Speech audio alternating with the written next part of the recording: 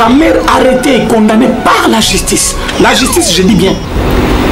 Mais Banan va subir conséquences et arrestations à Kamer, Balouba, Nabukavu. C'est quel sens d'humanisme?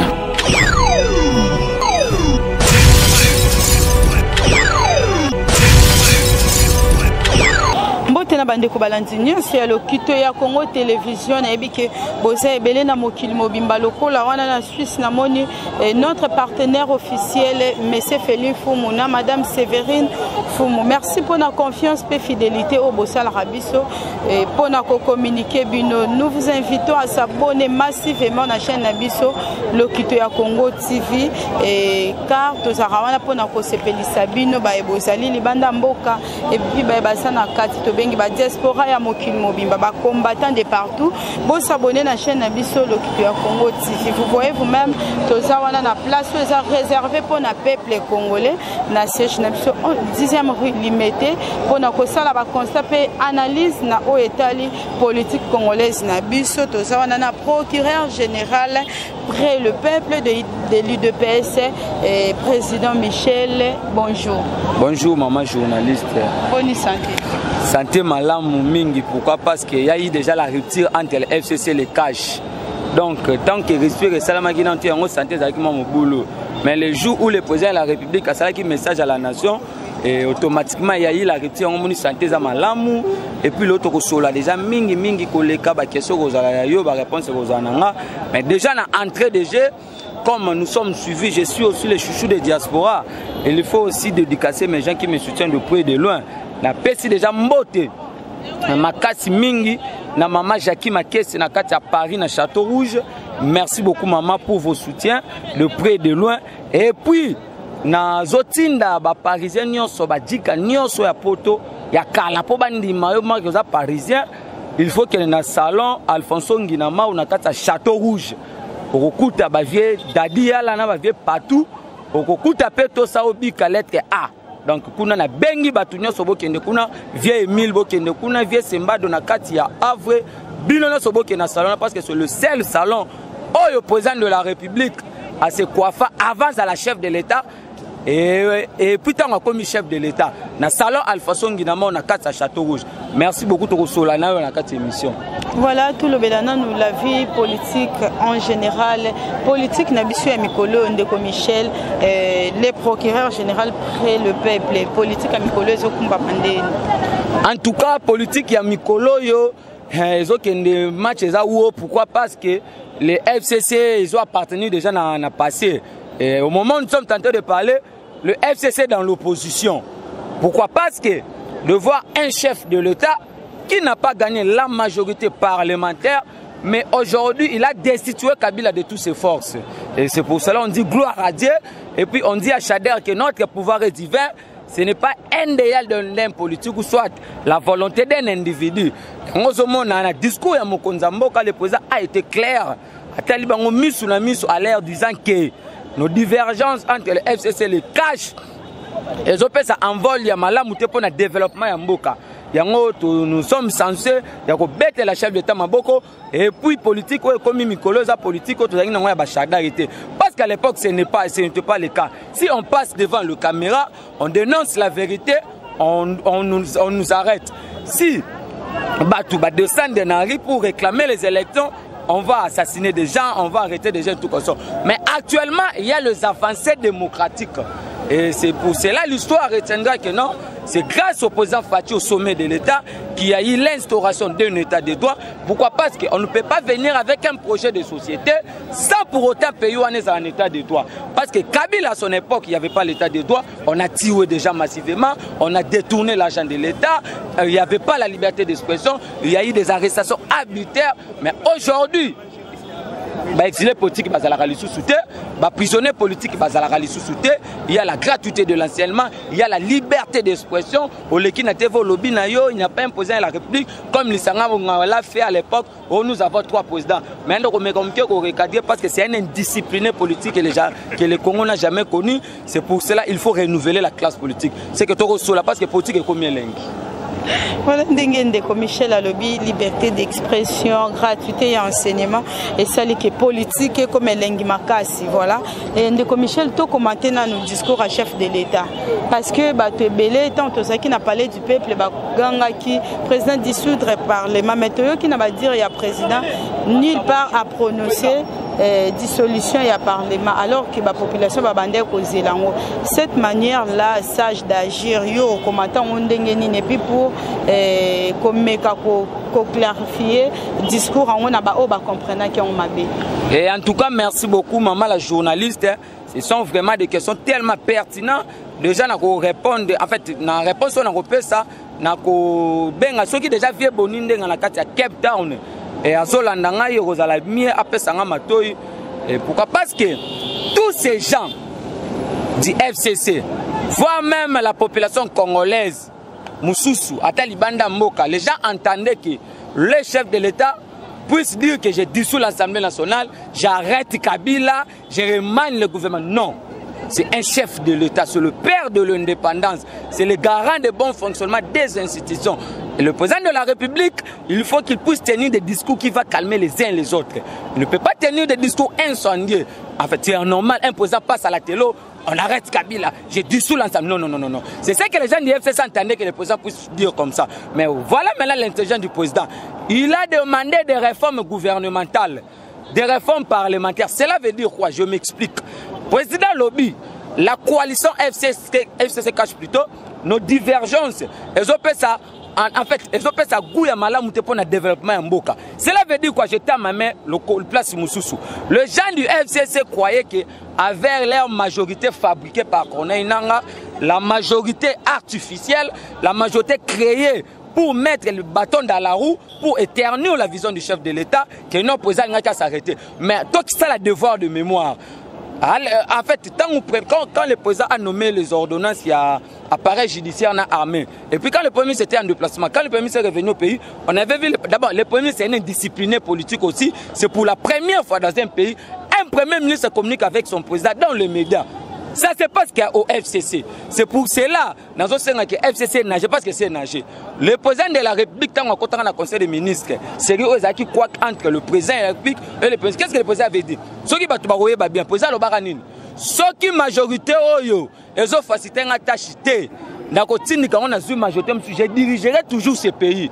Gloire à Dieu, il a dit, il a fait. Il y a un discours, un discours de 6 minutes qui tranche tous les problèmes. Mais les FCC, il y a des juristes, il y a des indisciplinés politiques, les professeurs soi-disant, ça a plus de 15 réunions contre Randité.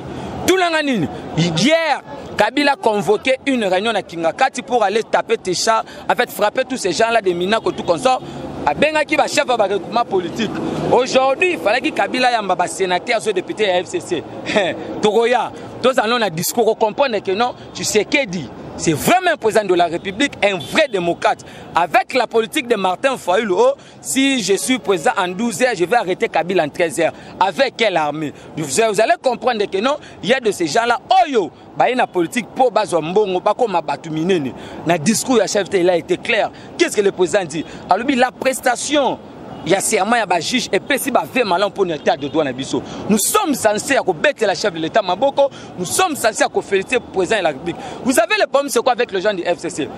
Parce que ce cacique va se retrouver dans la Cour constitutionnelle. Alors que la Cour constitutionnelle, c'est là où on peut dire que Kabila est éligible ou soit Kabila est inéligible. La Cour, quand il déclenche ses arrêts, les arrêts de la Cour sont inattaquables. La Cour peut valider, peut invalider le résultat de la CENI.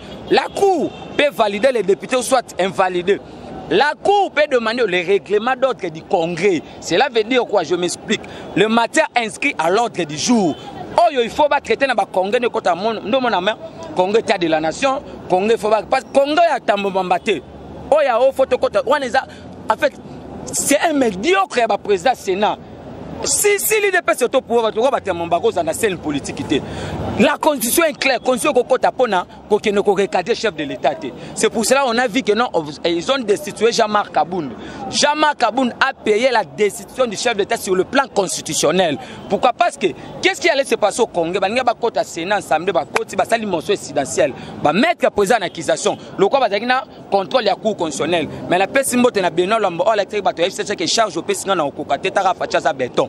Il a fait une mission stratégique et puis leur confiance, leur mission se repose à Benoît Lamba. Il y a toutes les réunions nocturnes sont dévoilées en public. C'est un pouvoir divin. Dans le même discours, Wana, chef de l'État Zolo Bababi, le peuple sanctionnera Moutou Nyoso. Ozolinga va avancer, va développement na été. Cela veut dire quoi? Jusqu'à preuve de contexte, c'est les gens du FCC ne besoin de président évoluer. Ils sont en train de travailler jour et nuit pour le chef du président de la République. Ils sont là pour mettre le bâton dans la roue.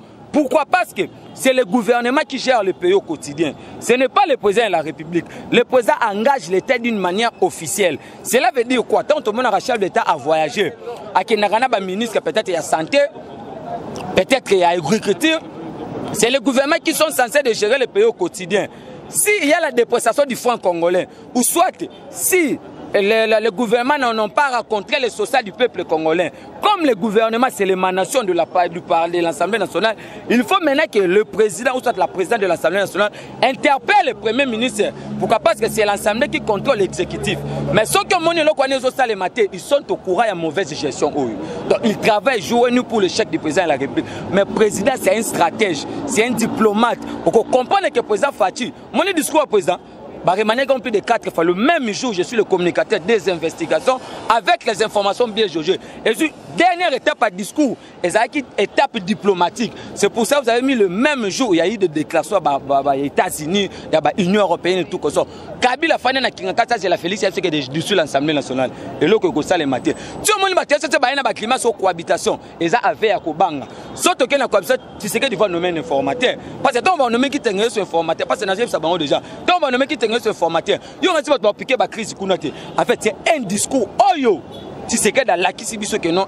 Non, je manque les mots à employer. Pourquoi? Parce qu'il est déjà le président de l'Union africaine. Oh yo, Kabila incapable, Kabila incapable de calculer même le conseil de ministres.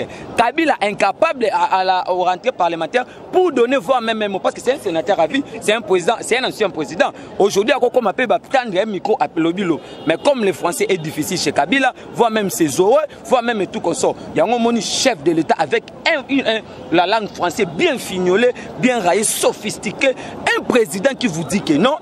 Associé à la bilan statistique, il y a maman qui sont des babota.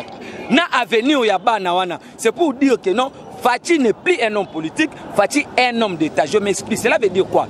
Un homme politique, c'est une personne qui est à la conquête du pouvoir. Mais un homme d'État, c'est une personne qui a l'avenir. Yamboka lobina lobikune aux alandenge nini. C'est ça le président de la République. Un discours. Oh, Sali maman na Christara plus mobile a déclaré je soutiens Fachi. Pourquoi? Parce qu'en Fachi il y a des signaux forts de développement de ce pays. Donc on comprend que non, discours wana et puis la ça va être FCC. Quand le président de la République vous dit que non, dans 2 semaines je vais consulter, c'est faux.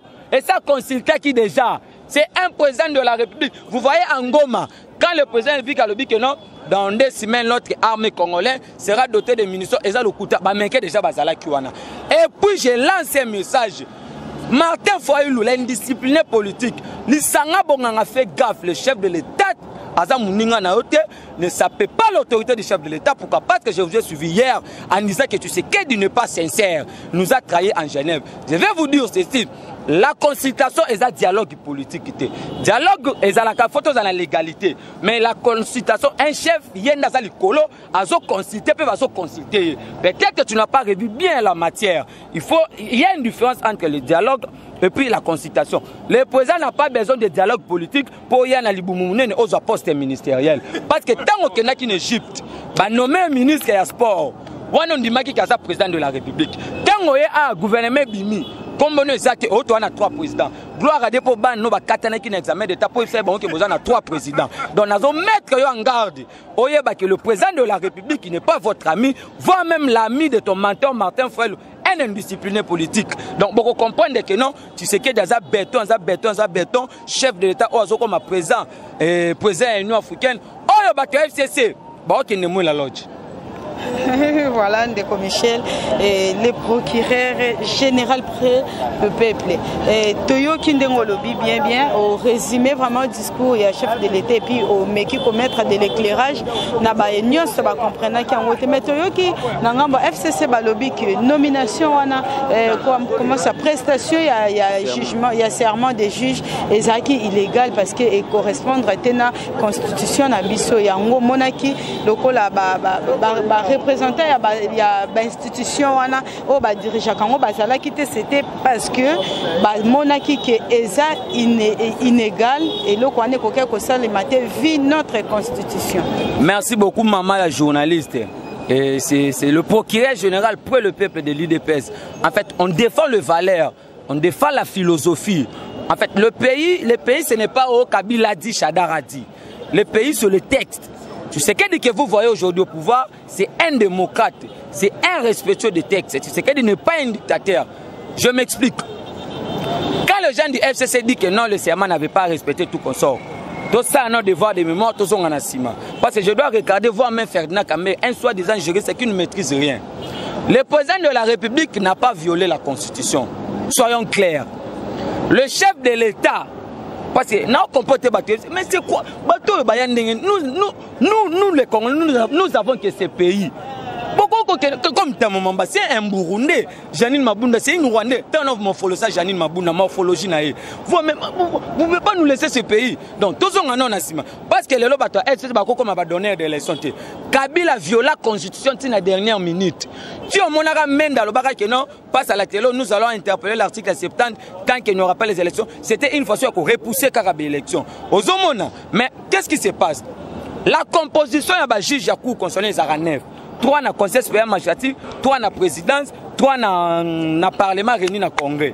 Mais le président de la République a tcheka moko na initiative na ye. Professeur Kalouba. De wana ba na initiative ya conseil supérieur ya magistrature. Bangone ba kambaka pouvoir judiciaire. Cela veut dire quoi na bureau na ba procureur général ba cassation, ya ba conseil d'état, ba procureur général pour la cour constitutionnelle. Le président a que le pouvoir de prendre l'ordonnance. Je m'explique encore. Cela veut dire quoi? Vous savez, pour interpréter la Constitution, il faut quelqu'un ait campicité. Le président de la République, l'ordonnance, normalement, c'est des juges là, Ouboulou et Kiboulou. Oh, déjà, Moussa Nabango Koufou, merci beaucoup. Et cela veut dire quoi? L'ordonnance, l'air normal à Kabila a été abrogée par une nouvelle ordonnance du chef de l'État. Parce que ceux qui passent que l'on a une constitution, ceux qui ont une carte de constitution, basolo ba ke mandat na bango est inamovible. Balongwaka soit constitution ça là non peut na ba téléphone non, en fait, le téléphone nga na sala qui m'a mise à jour na za mana ngote. Et puis même nazo ba c'est constitutionnel.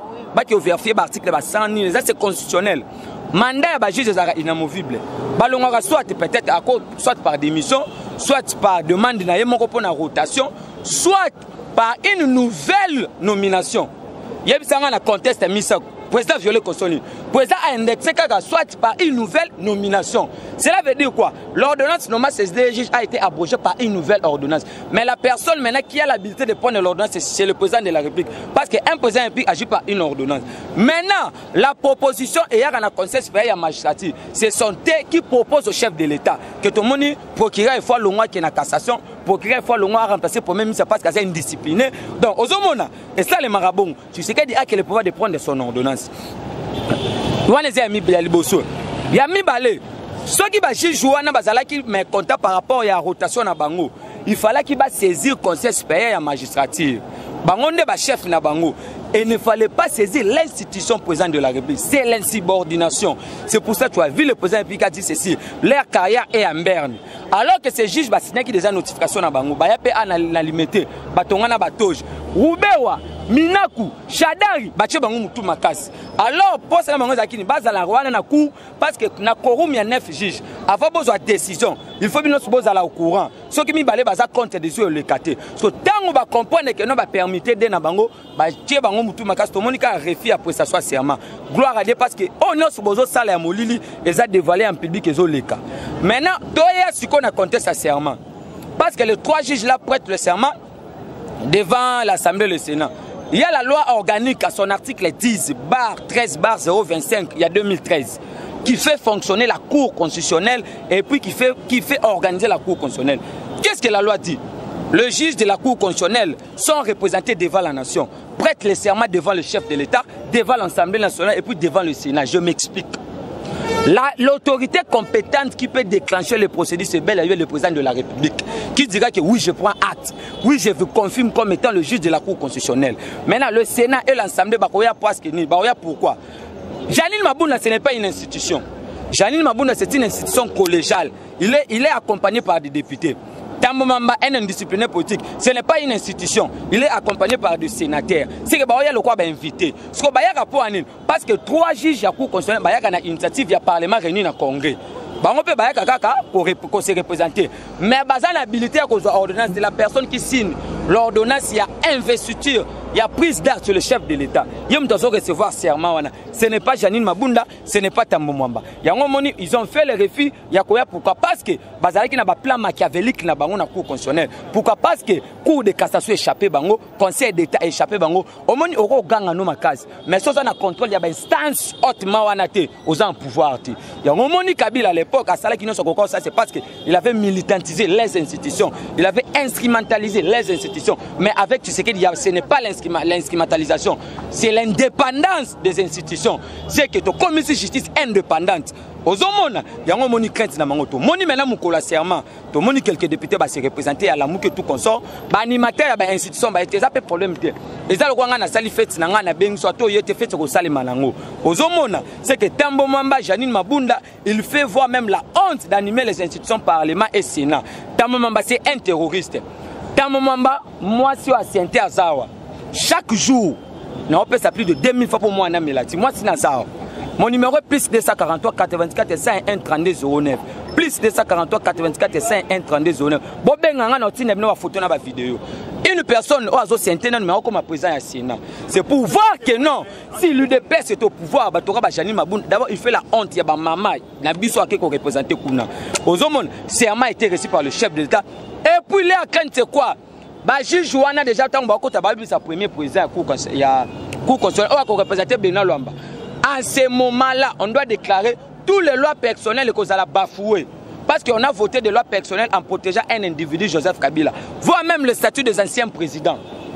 Il a voté en 2018. C'était des statuts pour protéger l'individu. Parce que l'article 12 de la Constitution dit ceci. Tous les Congolais sont égaux devant la loi. Mais Kabila est en train de recevoir des salaires. Il y a les bosses en violation de la Constitution. Comme étant un ancien président et puis comme étant un sénateur à vie. C'est pour cela qu'il y a crainte que non. Tant que Cour constitutionnelle les autres sièges du quorum, Mbala Moko, Bangonyo Sonamaye, Wo, président a eu serment, président Ndimi serment, on a Baya serment, c'est Salemi, il y aura des sanctions contre le Premier ministre qui a fait l'insubordination. Michel Ozon, Awano Lobby, les présidents honoraires reçoivent 2 salaires. 2 salaires, on a Banani Bapé Sakae. Merci beaucoup. Parce que Nandimite Kakena Mizuli, Banani Bapia Kam. Merci beaucoup. La question, on a pourquoi? Parce qu'à l'époque, Martin Fayulu pas à ensemble, à signer Biloko. Quand maintenant vous me demandez Banane Bapé Sakaï, je m'explique. Les lois ont déjà tracées au président Kouti. Le président ne peut pas bafouer la loi. Il faut que la Cour constitutionnelle n'interprète inconstitutionnalité na constitutionnalité à la loi. Mais le quoi Cour ne s'est jamais quitté. Parce qu'on ne peut pas dire que nous sommes dans un état de droit tant que la Cour ne fonctionne pas. C'est ça. Maintenant, déjà, le quoi Cour est fandi.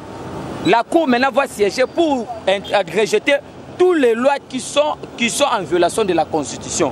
Parce que c'était une loi votée en 2018 où ils allaient protéger un individu. Alors que tous les Congolais devant les lois nous sommes égaux. Mais Kabila reçoit des salaires. Il y a Liboso comme était un ancien président, il y a Mibale comme un sénateur à vie. C'est pour cela maintenant on dit gloire à Dieu. Pour les serments récits et pas chez le temps, il y a Baji Joatan, on va siéger. On va arrêter Roubewa, Bruno Chibala, Henri Mova, Mouzitou, pour avoir signé des décrets à l'époque pour l'installation des bourgmestres de Minembwe. C'est la haute trahison aussi, c'est condamné à la Constitution. Il y aura aussi des sanctions pour toutes les lois. Aux autres, la entente d'indépendance à la justice, il y aura des invalidations. Il y a des députés parce que Minakou n'était pas voté. Minakou, il était le président de la majorité présidentielle à l'époque. Maintenant, Minakou s'entendait remplacer Kabila. Comme le match basculé, Minakou est parti à l'Assemblée pour se couvrir des immunités. Merci beaucoup au premier président de la Cour de cassation qui a proposé que les députés baba na ko bénéficier ba immunité kaka na kati hémicycle libanda to za biso son ndenge moko c'est ça l'état du droit. Merci beaucoup na procureur général pour la cour de cassation oya lobi boye ministre de la justice appelle sa sous injonction à parqueter, ça risque de bloquer les dossiers X ou Y. C'est ça les avancées démocratiques, c'est ça l'instauration une véritable instauration d'un état de droit. Voilà, qui bon pe commentaire mukendeka ba komela rabiso to tsaki ba vidéo ndenge makamboleka ki na parler du peuple mais ba tout mususu ba lobby surtout mingi ba o to yebi que peut-être ba sana bango ya kam mususu comment un président de la République azo salisa manifestation moko nationale et puis à côté na signe à victoire, c'est comme si il animait une manifestation de l'IDPS et à part wana to yembi hymne national ya Congo to yembi lisusu il y a UDPS et le koana en tant que comment dirais-je analyste politique au peut ça bien anonyme poser vraiment la question comment un président peut faire ces signes ou encore faire chanter ou permettre aux gens de chanter l'hymne de l'IDPS. Merci beaucoup. En fait déjà on a incohérence il y a des sénateurs, il y a FCC, il y a des députés. Et je suis le procureur général pour le peuple. Moi, je défends que les valeurs. On a vu le sénateur du FCC, ils ont interpellé la Cour constitutionnelle pour surseoir l'ordonnance du président de la République nommant le juge de la Cour constitutionnelle. Mais ce ne sont pas des juristes. La Cour constitutionnelle n'a pas qualité de surseoir l'ordonnance du président de la République. L'ordonnance du président de la République, c'est l'acte du président de la République. Comme on dit qu'un président agit par une ordonnance, un premier ministre agit par un décret de loi, un ministre agit par un arrêté. L'ordonnance, c'est l'acte du président de la République. Ça ne peut pas être irrévoqué, ou soit attaqué, ou soit faire si c'est quoi. C'est pour voir que ces gens du FCC, ce sont des gens qu'on a ramassés en brousse. Ils ont venu avec Kabila, parce que Kabila est venu aussi en brousse à l'époque Fatih. Il était en Belgique. Maman Nabiso, maman Angèle Makang, on a à Château Rouge. À l'époque, Kabila portait des bouts. Maintenant, revenons à ce qui est essentiel. Et puis, je vais dire ceci. Tout le monde président Kotina Dedoua, il y a eu l'hymne du parti, c'est la démocratie. La démocratie, c'est le pouvoir du peuple, par le peuple et pour le peuple. La lutte de l'UDPS à l'époque, c'était d'instaurer la démocratie. Parce qu'à l'époque, la démocratie, ils allaient qui n'a liété. Mais aujourd'hui, le peuple est libre de s'exprimer. Ce qui s'est passé à l'Assemblée nationale, c'est la démocratie. Le peuple s'est trouvé bien à chanter. C'est leur pouvoir, c'est leur droit. Le président n'a pas qualité d'interdire au Boyembo. Non, c'est la démocratie. Et puis quand tu dis que non, le président n'a pas de mais c'est le signe de victoire. Dedo, cela veut dire quoi? Tant que chef d'État continue Dedo. Et ça, victoire, tout simplement. Ça n'a pas voulu une interprétation belée. Ce sont des gens qui travaillent jour et nuit pour l'échec du président de la République. Vous voyez, à l'époque, quand le juge de la Cour constitutionnelle prêtait le serment à l'époque, Kabila n'avait pas même informé les animateurs des institutions. Kabila avait convoqué cette prestation de serment à Kingakati. Place Baboma, toujours que le juge va prêter serment. On n'avait pas informé, mais tu sais qu'un président flexible, un président démocrate, il a informé des indisciplinés de Tamomambe, tout conseil de Janine Mabunda, a l'air de montrer que la Constitution est ici. Démontrez-moi là où j'ai violé la Constitution. Tamomambe, Janine Mabunda, incapable de montrer là où le président violé. Le président Koti, la victoire plutôt, le peuple a gagné. Le peuple est plus fort que la bombe atomique, le peuple gagne toujours. C'est ça vraiment le vrai sens du signe à chef de l'État. L'hymne du parti, c'est la démocratie. Le président ne peut pas interdire des gens, on ne chante pas. Non, non, non.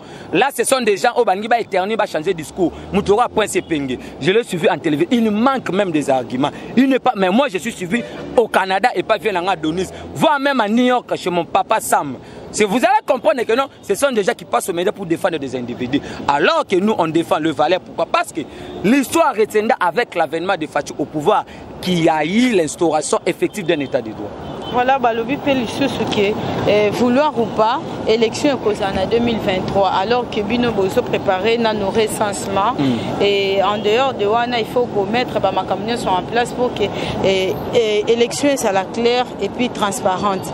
2023, tu es un solo. Merci beaucoup. 2023, tu es le commandant. Au moni bateau ba mesana qui n'a pouvoir, dans le pouvoir pour le pouvoir. Donc Kabila ne peut pas fonctionner sans pour autant qu'il puisse avoir du pouvoir, parce que c'est un inconscient, c'est un président. En fait, Kabila c'est une malédiction pour ce pays. Je vous dis la vérité. Parce que dans l'âge de Kabila, comme président de la République, ce qu'on joue à ta Bible, Kabila c'est tout c'est une malédiction pour cette, voire même pour cette jeunesse congolaise. Age le roi Kabila comme chef de l'État. Et puis conduit en erreur par des Tambo Mwamba. Parce que Kabila était venu dans ce pays, Aïba Katakomba, Moulumbate, et tout comme ça, et tout comme ça. Kabila était dans la brousse en train de tuer des gens. Kabila arrive dans ce pays, entouré par des inconscients et tout comme ça. Aujourd'hui, Kabila comme Chine c'est la honte. Nabato va aimer la Kabila. Maintenant, les élections, le président a été clair en Belgique, à l'Obiboy. Nous avons expliqué, Martin, il y a un problème de français dans ce pays. Comme Kabila Tikibisonan Zana Malaya, français comme Moboulou. Fouati a en Belgique, il a gobé de très bonnes études. Qu'est-ce que le président nous dit en Belgique? Le président Lobiboy. Moi, je ne vais pas m'éterniser au pouvoir. C'est anormal pour un président qu'il puisse faire plus de 2 mandats, être en bonne santé dans ces pays-là. Je m'explique, cela veut dire quoi? La Constitution nous donne 2 mandats, 10 ans. Mais si vous passez 2 mandats, être en bonne santé pour un président qui travaille beaucoup comme Fati, pas comme Kabila. Kabila était un Kingaka, traité de prendre les chanvres, dire à Choki Tundu Salabou, Yebsa Mende, le canal TV, le bac et non, c'est ça. En fait, un mode de leadership extraordinaire au sommet de l'État. Aux autres, chaque vendredi, au conseil de ministres. À l'époque, Kabila prenait les ordonnances sans pour autant consulter le gouvernement et puis ça puisse être débattu au conseil des ministres. Mais aujourd'hui, notre président le fait. Les ordonnances nommant dans l'armée et puis dans l'appareil judiciaire, ça a été débattu dans le conseil des ministres. Les photos, en fait, photocopie, on a le premier ministre Azalaki Nango. Le premier ministre qui n'a pas cassé le FCC. Mina kuna Chadek ba ebisi ko signer yango te. Yango moni président ça yo kenena nukatanga na moni AGC Poussani. Mais le président n'avait pas parce que le président a fait ce que la loi organique il y a gouvernement Zolbanine. Tant qu'il n'aura pas le ministre, le premier ministre, le ministre précédent, Vieux Gilbert Asimbinzela Toleki. Ozomona consultation et ça dialogue était. Consultation et ça boye. Président Nazali Kolo. Il est tenté de consulter les uns et les autres. Mais dialogue, dialogue, il faut la légalité. C'est que bien sûr, vous faites na tout. Vous faites na tout. En fait, vous faites na mesa, vous discutez face à face, vous départagez votre poste ministériel. Mais le président Zozoa a vu à Moko na Moko. Il y en a qui consulté Batou.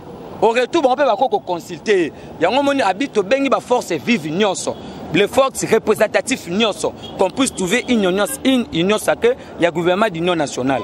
Ce n'est pas un dialogue politique. J'insiste, Martin Fayoulou, tu n'es pas un Congolais. Martin Fayoulou, tu es venu dans ce pays à l'âge de 18 ans. Martin Fayoulou, tu vendais des cafés à l'Isoki. Martin Fayoulou, incapable de payer même les gens à Faden House, mais tu veux devenir un président de la République. Mouzitou, si aujourd'hui la jeunesse congolaise est en souffrance, c'est par rapport à vous. Parce qu'en 2013, vous avez signé un décret en interdisant l'UGF et la police afin qu'ils puissent enquêter les entreprises publiques de l'État. C'était dans quel état? C'est pour lapider l'économie du pays. Vous avez expolé plus de 300 000 maisons à l'État. Donc vous n'êtes pas des donneurs de leçons. Martin Foll, nous avons que ces pays, nous sommes des Congolais. Toi, tu vois que le Cameroun et le Sénégal, tu peux retourner dans ton pays. Le président Fati n'a pas dit un dialogue. Il y a un cadre, il y a parti à Katumbi, à Lobi Boy. En fait, Christian Mwando, le secrétaire, à Lobi, il y a personne qui nous positionne à Esselon, parti à Bango Katumbi à Lobi, Bango va soutenir le chef de l'État. Bako landalino président zo memela bango. Mais mususu asenga Lobi, il faut la muka. Bafanda basala idéal moko za commune. Pour ba na una consultation. Pour ba comprendre que Martin Fayoulou na muzitu balingi ba na boule ya dialogue politique. Na lisanga bonga mais en fait nazo mettre en garde. Na yebi place aux alaka. Je passerai dans toutes les émissions pour dénoncer. Vous êtes d'abord un médiocre de politiciens dans ces pays. Vous faites vraiment la honte. Ne pensez pas que tu sais que d'aujourd'hui peut permettre des gens comme de vous puissent être au gouvernement. Pourquoi? Parce que tant que vous avez un lobby, vous avez un gouvernement démissionnaire. Mais yo, au contraire, vous avez un gouvernement parce que l'Oba a 3 présidents. Le lo ba no so bazu musala te ba royeba que to katana rapona papa na biso. Pour ça que tu as 3 présidents de la République. C'est que il n'y a pas de problème de dialogue politique, c'est la consultation. Et puis consultation chef de ça saliango parce qu'on a déjà la majorité. 319 députés FCC KO plus mobile à Longwe. Yango moni kolela. Yoka calcul. Soko aussi ba parti nyonso. Oyo ba ta autorité morale, elle a 139 députés. Aussi ba kanté ba plus. Soko tangu ku azo déclencher arena e. Azo song c'est la base FDC na e. Na 345 FCC sali mo 39 ba FCC tika na 207. Oki nenda mbosala. Ozu cash ozu la muka to sanga sina ba to comme dena ba 200 et quelques to mata. Parce que Thomas Lokondo déjà azoya 17 à Palouto Santo comme na 319. FCC atika na 207 ozoka Tshisekedi aza politicien moko Tshisekedi aza politicien moko ya kindoki yango ba koti lolo na roya na déclaration États-Unis yango moni bato FCC convocation ba mo ya retraite politique on a mo la lodge lelo fallait Kabila yamba sénateur Kabila okika attention wana mo la lodge na kamora tant Kabila yamba ba kino solo na oni parce que Kabila ayebi rôle ya cour constitutionnelle te Kabila ayebi ndenge ba gérer mboka te Kabila n'a pas géré ce pays Kabila atina kine ba shadak na ba yango mona ka beta bango facilement a manipuler bango facilement c'est que tant ba kena na kinga kati ba kena ndeko beta bango parce que bango nde Kabila yebisa bango keno bino ne bo conduire na Kabila yebeta rôle la gouvernement te ozomona c'est ça le problème et puis hier les États-Unis ont fait une déclaration balingi komona lisusu présence ya Kabila na Congo te Mike Hammer a refusé de se raconter avec Kabila Kabila est allé solliciter l'audience c'est pour ça que vous avez vu le président est embrasé Kabila sollicite l'audience Hammer a dit ceci moi je ne vais pas recevoir Kabila et puis les États-Unis d'Amérique ne veulent plus la présence de Kabila dans ces pays pourquoi parce que Kabila est en train de mettre le bateau de la roue pour la présence à la population a été le président Sakibiso a revenir pour la fin de la coalition, après sa décision, on peut exclure la figure de stylité. Cela veut dire quoi? Chef d'État Aza Béton.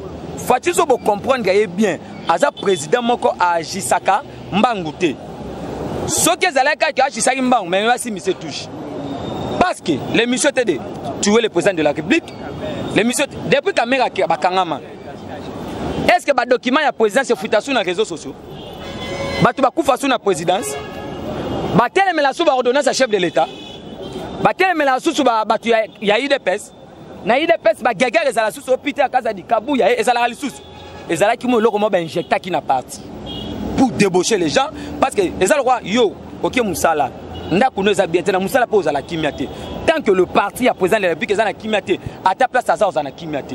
C'était une vidéo en fait une stratégie montée mais grâce à Dieu batu nyonso o bazo teme la président bazo kweya.